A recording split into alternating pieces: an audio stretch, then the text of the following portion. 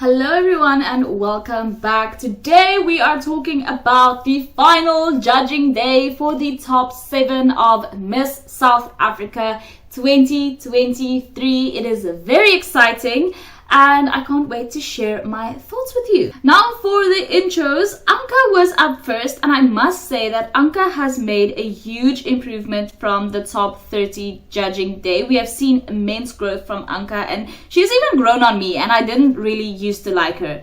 Bryoni, I think, was a bit too excited to be from Joburg, to be honest with you. I'm 27 years old and I'm from Johannesburg. But honestly, Bryoni is still very stunning and I do enjoy her sometimes in small amounts. Homba is representing though. She had a bit of a fumble, but I can forgive Homba because I truly love her. Jordan looks so extremely stunning in this blue that she has on.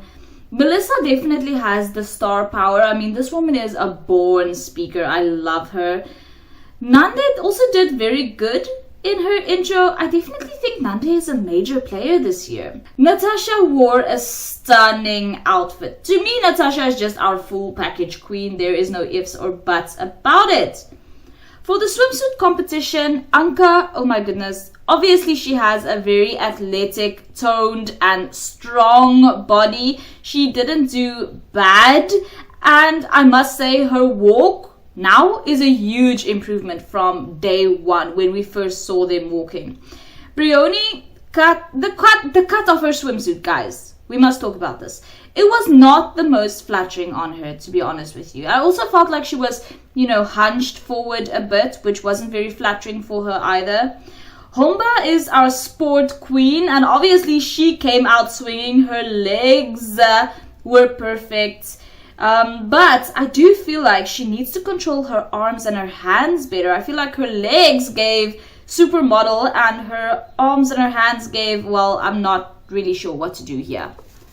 For Jordan, I just need to know, how are Jordan's knees still so bended? How is it that all 3 women before her had figured this out and had straight knees, and Jordan is supposed to be the model, but her knees are bended as hell? Then we have Melissa. Melissa's walk left a lot to be desired, both in energy and in technique.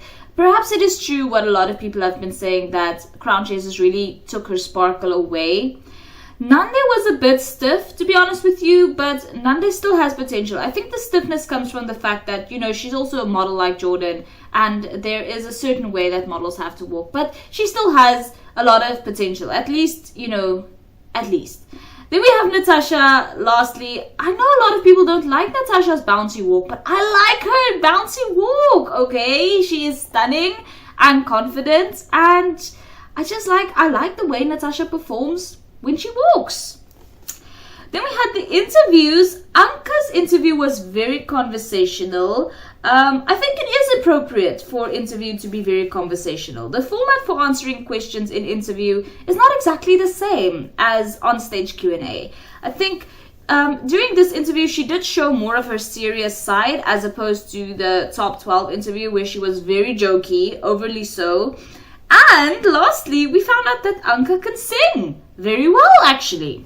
Siap kutumisa, siap kutumisa, siap kutumisa, makosi. Oh, when it came to Bryoni, I just want to know, why does she always sound like she's literally on the verge of tears? She always seems super serious when she's speaking. I would love if she could show a bit more personality, to be honest with you. Homba, oh my goodness, she is such an engaging speaker. Her voice is very powerful, and Homba really has the it factor. Her interview was amazing, and to me, she said all of the right things. Then we had Jordan's interview. She was surprisingly engaging. She's been disappointing throughout Crown Chasers, I'll admit, but I think her interview was satisfactory. She did miss the mark on one fun question, which, basically came down to South Africa should have a minister of what? And that is definitely a very fun question, which she could have gave a very fun answer to, but she didn't. She basically just fumbled the bag a bit and couldn't come up with a fun answer to that.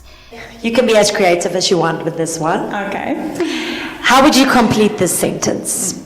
The South African cabinet should include a minister of. Ooh.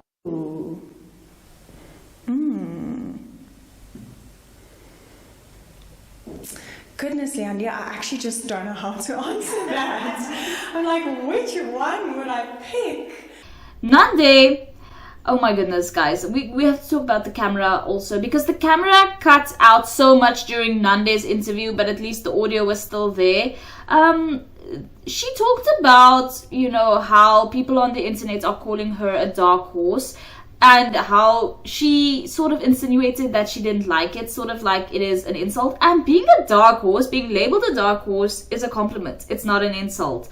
And I don't know why she acted like fans were insulting her by saying that. Fans are the reason why Miss South Africa exists, and I'm really getting annoyed at some contestants disrespecting the pageant fan communities and things we like to do, like, you know, pick out dark horses and name the underdogs and make predictions, etc. It is part of pageant culture. And if you're not up for that, then don't freaking compete. It's just annoying that some of the contestants just keep insulting the literal people who are keeping this industry alive, and it's very much annoying. Then we have Melissa. Melissa was very engaging. I still like Melissa.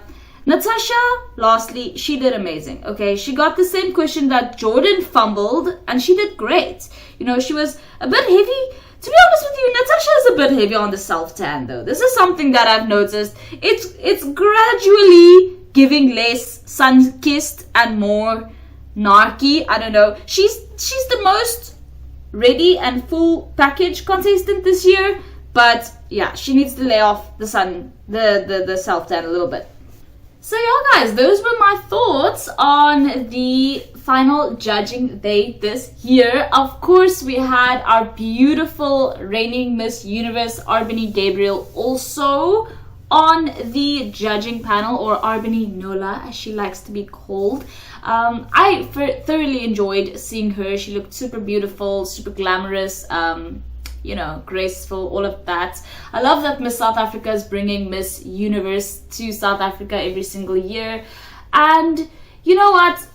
We must accept the fact that Miss South Africa is gradually becoming basically Miss Universe South Africa only, because they do tend to prioritize, or they seem to prioritize, Miss Universe a lot, which is why I'm very worried for Natasha.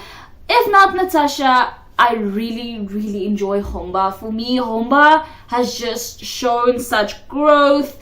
She is just amazing. She's gorgeous. She speaks so well. She has such confidence. She has even learned how to walk. I mean, the woman used to be a major tomboy, and look what she has become. She has surprised all of us. And I'm obsessed. I'm obsessed with Homba as well. But to me right now, Natasha is the most well-rounded contestant, and she really wants this. But I just don't know whether or not it will be practical for the Miss South Africa organization to give Natasha the title when they know they can't send her to Miss Universe, and then risk offending Miss Universe by not sending the winner. We also can't send a past winner. I know a lot of you guys still think that we can somehow send Shudu. We cannot.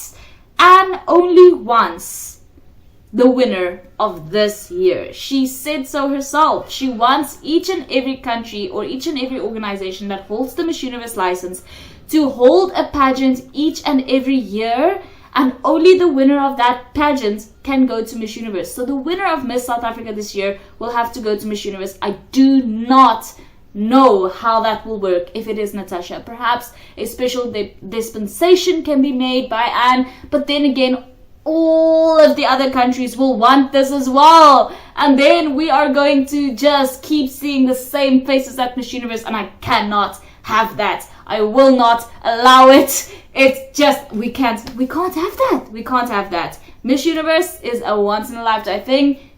Once you've done it, I don't think you should be able to compete in it again. Anyway, guys, let me know your thoughts on this and this Natasha conundrum. If not Natasha, who? Right? That's what I want to know. Because obviously, I think a lot of us can concur that Natasha at the moment is the... What